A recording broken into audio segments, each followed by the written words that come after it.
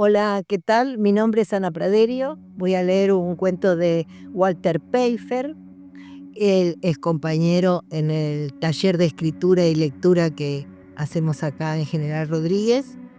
Y también soy miembro de la Sociedad Argentina de Escritores de este lugar. Y bueno, nada más que eso. Escribo, leo, hago todo lo que puedo. El cuento es El último caso.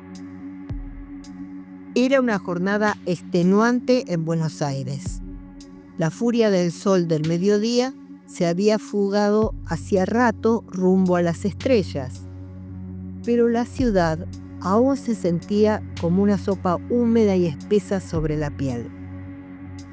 Rolando Dumas y Victoria Robles habían tenido un día complicado, aunque por suerte ya le faltaba poco más de media hora para terminar su turno. Él estaba ofuscado. Hoy era su cumpleaños número 40 y estar de guardia hasta la medianoche no era el plan ideal para celebrarlo. Al menos la seccional de policía lucía calma. Era demasiado bueno para que durase y no lo hizo. Victoria acababa de preparar el mate para pasar el último rato cuando, a las 11:24 p.m., el teléfono sobre el escritorio del oficial Bolaños empezó a gritarles que su suerte había cambiado. Durante unos segundos ninguno hizo el amague de levantarse, hasta que Rolando, con cara de fastidio, se paró resignado. «Ojalá que se ha equivocado», dijo. Atendió, y una voz áspera del otro lado hizo añicos su ilusión. Rolando habló unos minutos y escribió algo en la libretita que siempre llevaba consigo. Él decía que la tenía para anotar cosas importantes de los casos en que trabajaba, pero la verdad es que solo las primeras 30 hojas eran para eso. A partir de la 31, como si se tratara del doble fondo de una valija, se alternaban de forma caprichosa los números que jugaba en la quiniela y algunos poemas de su autoría. Nadie conocía esa faceta suya, salvo Victoria. Para el resto, él tenía una imagen de tipo rudo que no quería perder. «Tenemos trabajo, vamos», comunicó su compañera mientras agarraba el termo y el mate con pereza. Sin decir nada, Victoria tomó las llaves que estaban arriba del escritorio y ambos salieron sin apurarse demasiado rumbo al auto. Una carreta vieja, despintada y con la dirección hidráulica algo estropeada.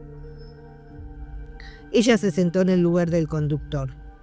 La ciudad estaba tan calma que ni se molestó en encender la sirena. «¿Qué pasó?», preguntó Victoria nada más arrancar. «Aparentemente un occiso en una situación violenta en un edificio acá cerca. El denunciante es un tal...» Rolando abrió la libreta con la mano derecha. «Raúl Arrozábal, supuestamente un vecino», dijo, resignándose a su mala suerte. «Andá a saber a qué hora vamos a terminar. Decí que los chicos están con el padre», renegó Victoria. Después de ese diálogo, ambos se quedaron callados. Estaban muy cansados y se conocían lo suficiente como para gastar su tiempo en palabras innecesarias.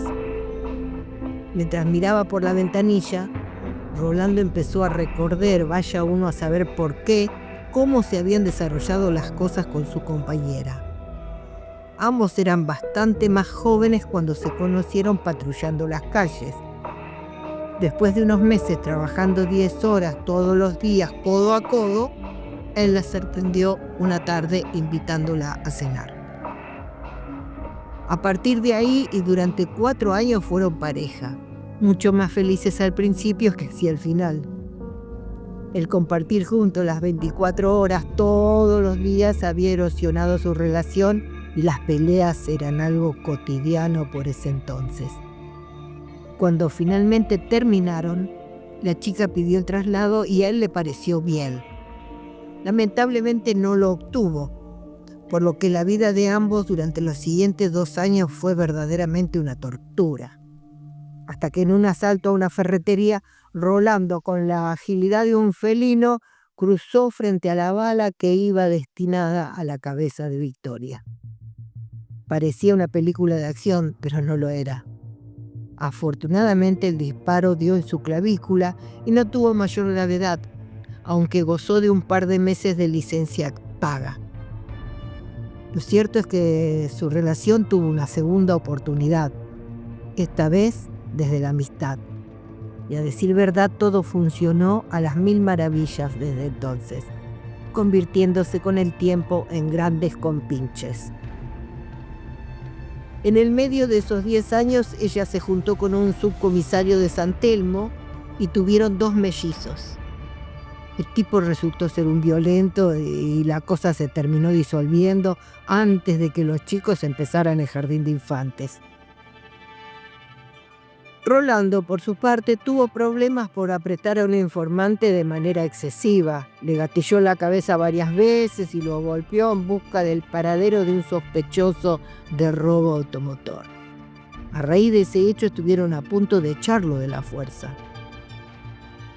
Lo salvó la influencia de un importante empresario de los medios de comunicación, Andrés Kinderhall, de quien en una época había sido guardaespaldas. Rolando conocía un par de secretitos turbios del tipo, y este sabía pagar bien la fidelidad y discreción de su gente, aunque ya no trabajaran para él. Compartir estos hechos, entre otros, fue fundamental para que en los últimos 10 años se convirtieran en verdaderos amigos, de esos a los que les alcanza con una mirada para entenderse. Ahora, hacía ya un tiempo que los dos habían sido ascendidos a detectives y pasaban gran parte del día entre el papeleo de sus escritorios. Ella fue desde siempre muy perspicaz. Eso la hacía muy buena en su nueva función. Él, bastante más tosco, se cargaba de la parte física del trabajo. Si perseguía a alguien, era poco probable que se le escapara. Ahora ya no patrullaban y solo salían a la calle a resolver casos, como en esa noche, para cubrir alguna denuncia que llegara a la comisaría. El aire pesado entraba por la maldita ventana que estaba rota. Eso sacó a Rolando de su ensimismamiento. Miró el bolso del mate en el piso del auto, pero desistió y le ofreció un cigarrillo a su compañera. Ya estamos llegando. ¿Dónde es exactamente? Es en el edificio chiquito ese que está al lado de la pizzería Tito. ¡Ay, la puta, qué rico! Ya me dio hambre, contestó ella, quizá pensando en la fugaceta que hacían allí y que todavía no había cenado. ¿Cuál edificio? ¿El hechizado? El mismo. En realidad no era que la construcción estuviera hechizada, aunque la llamaran así. El nombre le venía de historias que les contaban muchos años atrás a los cadetes. Según decían, la policía había tenido quejas de algunas cosas extrañas que ocurrieron allí, incluido un homicidio que nunca se resolvió y algunas otras circunstancias misteriosas. Eso fue hace más de 20 años, cuando la zona era Palermo Viejo. Luego llegó la moda de ponerle nombre pintoresco a los barrios y a este le tocó en suerte el calificativo de Soho.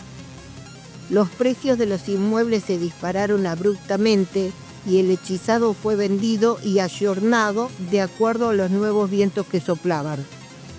Desde entonces nunca hubo más que algún caso aislado de queja por ruidos molestos.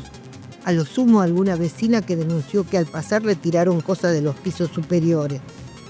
Pero para los dos detectives siempre mantuvo y mantendría el viejo apodo. Rolando venía pensando en eso cuando se detuvieron en un semáforo en rojo y una coupé Taunus hecha mierda se cruzó delante de ellos. En un segundo ambos fueron encañonados por 2 tipos encapuchados que le gritaban enardecidos. Ni siquiera tuvieron tiempo de sacar sus armas. Lo último que vio Rolando fueron los ojos de Victoria cuando le ponían una bolsa en la cabeza. Después le hicieron lo mismo a él y lo pasaron al asiento de atrás del auto. No lo ataron. Seguro que los tipos pensaron que con una recortada en la sien no había forma de que intentara nada. Y no estaban tan errados. Aún no era el momento de hacerse el valiente. Al grito de ¡vamos, vamos!, el auto salió arando y con el caño de escape escupiendo una nube negra de smog. «Vicky, ¿estás ahí?», gritó Rolando, más preocupado por su compañera que por sí mismo. Silencio. Otra vez volvió a llamar a su amiga y solo obtuvo como respuesta la orden de que se callara, emitida por una voz masculina distorsionada, como si su dueño no quisiera ser identificado. Un rato después estacionaron. No habrán pasado más de 5 minutos, pero Rolando sintió que fueron siglos. «Vamos», ordenó otra voz que no había escuchado antes, a la vez que un par de manos fuertes lo sacaban del auto y lo empujaban para que caminara. «Cuidado con los escalones», le advirtieron, y después lo hicieron subir una escalera. Contó los descansos y supo que estaba en un 5.º piso. «Llegamos, nada de hacerse el piola», dijo uno de sus secuestradores. Mientras subían, dedujo que eran 2, uno de cada lado. Agarrándolo de los hombros, lo hicieron entrar en un lugar caluroso.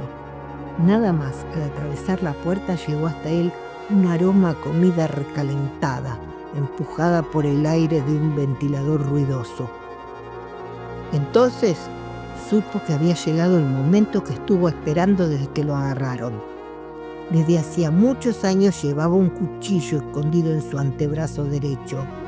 Era su última opción para una situación de riesgo como aquella. Un sofisticado mecanismo que le encargó a su primo que vivía en Estados Unidos le permitía que la hoja se disparase hacia su mano en una fracción de segundo. Por eso siempre llevaba camisas manga larga, aunque hiciera 40 grados de calor. Con la velocidad del rayo presionó el botón del dispositivo y sin piedad asestó un puntazo directamente bajo las costillas del tipo que tenía a su izquierda. La sangre tibia le empapó los dedos y se sintió satisfecho. Dispuesto a no perder su ventaja, se llevó la mano a la cara y arrancó la capucha que lo cegaba. Segundo después, cuando sus ojos se adaptaron a la luz, no entendió nada.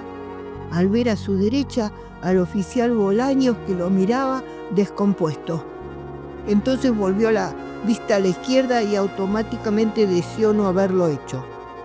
Tito, el bromista de la comisaría, se desangraba tirado en el piso con su aorta descendente perforada. Rolando cayó de rodillas, pero siguió sin comprender qué había pasado hasta que vio a Victoria parada frente a él, mirándolo horrorizada, mientras sostenía en sus manos una torta de chocolate con 40 velitas encendidas.